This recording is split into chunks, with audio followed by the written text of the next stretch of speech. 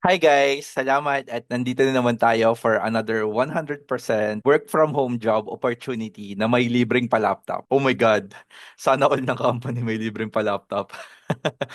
Open po ito sa mga working professionals na gustong mag-transition from toxic work to a work from home job. Especially sa mga nagsasawa na po mag-commute at pagod na mga muhan po sa labas ng bansa. By the way guys, my name is Chad Godoy and I help thousands of VAs find work online as a virtual assistant. With over 9 years of experience, I help people find a decent work online so that they can support their families. By the way guys, shout out ko po muna po ang latest winner sa ating last video ng 5,000 pesos, si Boss Charlito Esteban. Ano po ang ginawa niya? Nag-comment lang po siya sa ating last video, kaya matik 5,000 pesos po na ayuda para kay Boss Charlito Esteban. Salamat po Sir Charlito.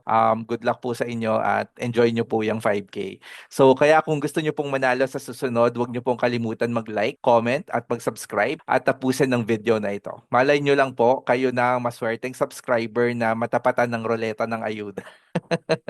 Okay, yung company po pala na nag-offer ng job opportunity is si Peak Support. Opo, may pa-laptop po sila at batay sa research at reviews po na hinalughog natin online, hinaluglog. Maganda yung feedback natin no sa madlang people. Gaya na lang po nitong si Crix from Reddit. Sabi niya po, "My boyfriend and my sister-in-law work here and they love their job. I insist po my boyfriend to resign to find a better salary but he doesn't want to because he enjoys his job here and good people," no? Sabi po diyan. So hindi naman po ganun kababa yung pinapasahod ng peak support. May kataasan din po. Yun nga minsan kasi hindi rin nagiging factor yung mataas lang na sahod. Nagiging factor po kasi kung bakit nag-i-stay yung tao is yung maganda yung pamamalakad ng mga management ng kumpanya at yun po yung kung bakit sila nag-i-stay sa company na to. Nga po pala, si Peak Support po ay isang BPO company who supports company from all over the world. Ang kadalasan pong trabaho dito ay non-voice at voice account, customer service, technical support, sales and marketing, and other back office support po. Iba't ibang pong niche na sinaserve nila like e-commerce, financial services, gaming, healthcare, insurance, logistics, software, technology, and travel. At bukod pa po sa trabaho at libreng pa-laptop, marami rin po silang mga benepisyo na pwede ninyo pong matanggap tulad ng mga HMO, no? So pag magkakasakit po kayo or yung anak nyo, meron po kayong HMO na hindi po kayo kakaba-kaba na kung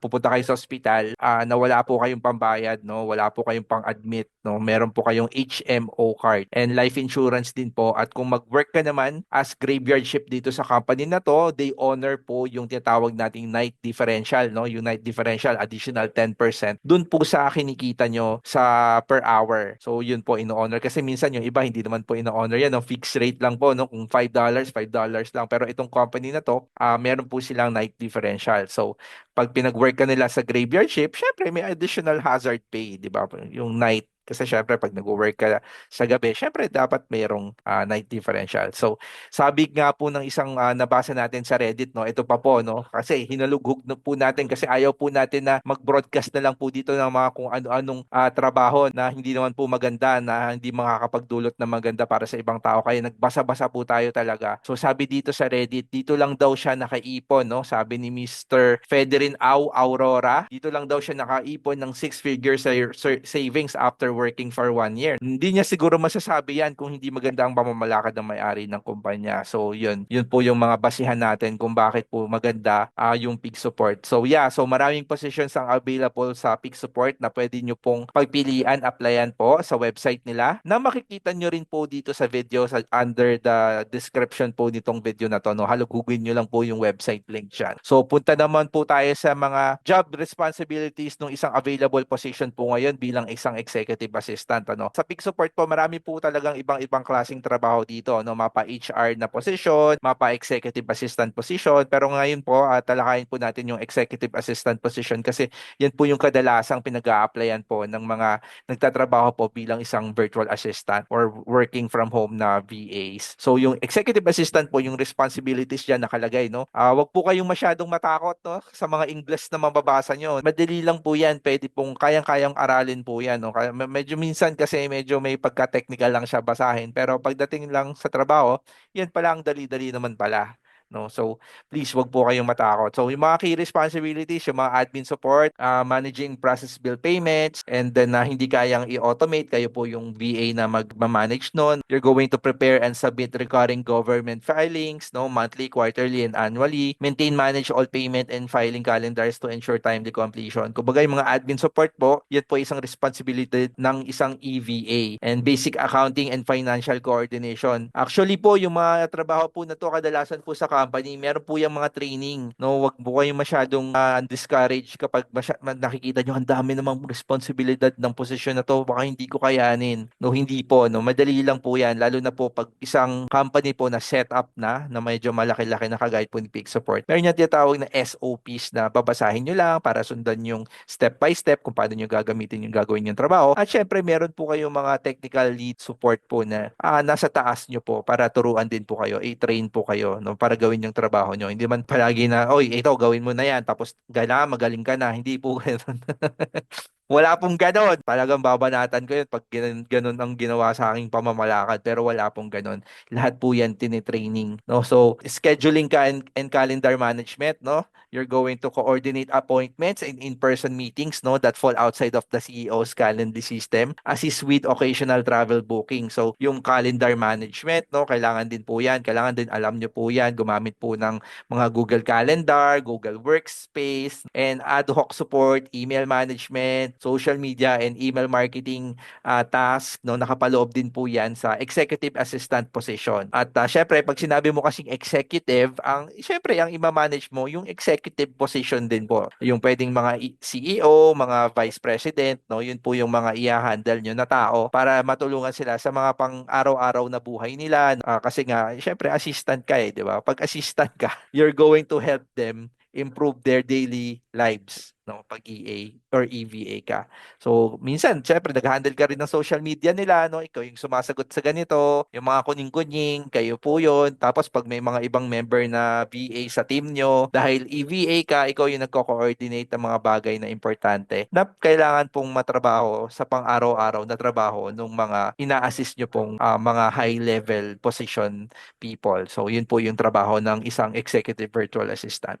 At kung siguro hindi naman po sa tingin hindi para sa inyo yung EVA position, marami pa rin naman position na available na pwede nyo pong applyan. Depende po yan sa experience nyo po, ano. So yun po, at yung mga requirements po ng pagiging isang executive virtual assistant, syempre kailangan meron kang exceptional attention to detail. Kailangan lagi mong titignan yung detalye, no. Lagi kang nagbabasa, lagi mong dino-double check yung trabaho mo, yung kung ano yung task mo. Dapat wag ka namang tatanga-tanga. Okay, kailangan lagi kang bibo, ganun. Kailangan pabibo ka dito sa posisyon na to. Kailangan yung attention to detail mo, yung mga simpleng bagay, kailangan nakikita mo na agad. Hindi na kailangan tinuturo sa'yo. Okay, and then the ability to quickly understand and execute tasks with little instruction. Yun po, kapag executive virtual assistant ka, kailangan, although may mga SOPs, kailangan syempre, nagpupursige ka rin alamin kung paano mo gagawin ang isang bagay, lalo na kapag may mga bagay na kailangan mong gawin na hindi mo kadalasan ginagawa sa trabaho mo kasi trabaho mo yun as executive virtual assistant. And then you must have a comfortable working in a fast-paced, high-growth environment. Kailangan hindi ka masyadong nai-stress, no? Hindi ka masyadong naapektuhan kapag may mga bagay-bagay sa buhay ng client mo. Kailangan syempre proactive ka, no? Hindi ka reactive. Kumbaga pag may nangyari, magre-react ka. Hindi, dapat na-anticipate mo yung mga bagay-bagay na kailangan mong gawin bilang isang EVA. You must have also a strong organizational and time management skills. Kailangan marunong ka mag-handle ng time mo, marunong ka mag-organize ng sarili mo. Bukod pa sa ino-organize mo yung client mo, dapat ikaw din sa sarili mo, ino-organize mo din yung sarili mo. Paano mo ginagawa yung trabaho mo? Kailangan very timely, no? So, and excellent written and verbal communication. Kailangan nakakaintindi ka din po ng English at nakakapagsulat ka ng English kasi syempre mag-uusap kayo in English. Hindi naman po kayo magtatagalog dyan sa opisina, no? Syempre, wag naman kayo ma-discourage. Oy, kailangan ng English, mahirap yan. Kailangan ba magaling talaga mag-English? Hindi po, kailangan po nakakaintindi ka at nakakapagsalita ka. Hindi naman sinabing kailangan magaling ka na maging isang reporter ka na 100% fluent ka, sobrang galing mo sa English. Hindi po ganun ang posisyon na a-applyin mo, hindi reporter, EVA po. Familiarity with basic accounting concepts and government filing processes is a plus, pero hindi mo kailangan alam mo na yan kasi syempre, di ba? Hindi naman lahat ng bagay talaga as a virtual assistant, alam mo na. Ako din guys, lahat na yan, tinuturo pa yan. Minsan tinuturo yan sa'yo. Kaya nga may mga video recordings kapag ituutusan ka ng client mo, minsan nire-record niya yung video, ganito yung gagawin mo, no? So, yun lang po. And most importantly, kailangan kapag EVA ka, dahil mataas ang sineserve mo ng mga posisyon, kailangan yung level of trust, no? Kailangan mapagkakatiwalaan ka tao, hindi ka kriminal. Ay, joke. Kailangan po mataas yung level of trustworthiness, no? Kailangan yung pagmamanage mo ng confidential information, hindi mo pinapakita yan sa mga iba't ibang klase ng tao kasi especially kapag usaping pong pera, no? Nagmamanage ka ng mga credit cards, nagmamanage ka ng mga payments, billings, huwag mong ipinapakita yan sa labas, no? Kailangan wag mong sinishare sa mga tao. Ito yung ginagawa kong VA, ako nagmamanage. Wag po ganoon kasi delikado po yun sa isang kumpanya, no? Nakikita yung mga confidential information nila. And also, if you are an EVA, you must have po a passion for supporting others.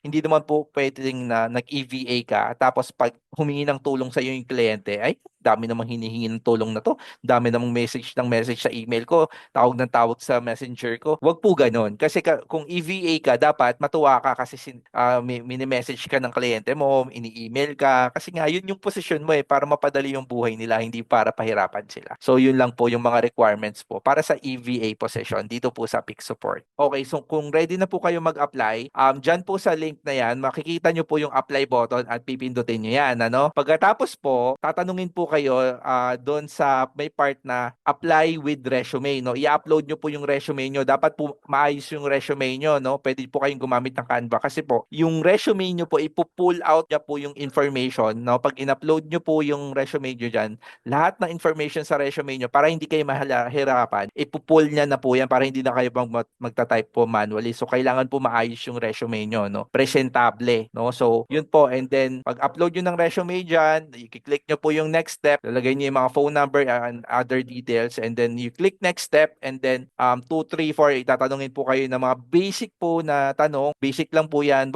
Dapat po, pagtuunan nyo po ng oras talaga at yung mga tanong po kagaya ng may trabaho na po ba kayo ngayon? Available po kayo magtrabaho or pwede po kayo mag-work night shift? O yung mga ganun pong mga tanong, yung mga susunod na kukuhanin po ni Peak Support po sa inyo para malaman nila, no, na interesado ba ikaw talaga mag-apply sa Peak Support. So yun po, no, kung mayroon pa po kayong mga katanungan guys at according dito sa Peak Support, wag po kayong makalimot na mag-comment po dyan sa ating comment section para po matulungan po natin tayo at masagot yung mga tanong natin kung kayo ay nag-aagam-agam, no, at meron pa po tayong mga ibang videos dito sa ating channel na pwede nyo pong pagtuunan din po ng pansin, no, sa mga past videos na hindi po natin napanood, pwede rin nyo pong panoorin. Okay guys, for your amazing VA experience naman po at naghahanap po kayo ng mga equipment or VA tools na magagamit nyo po sa pang-araw-araw nyo pong buhay VA.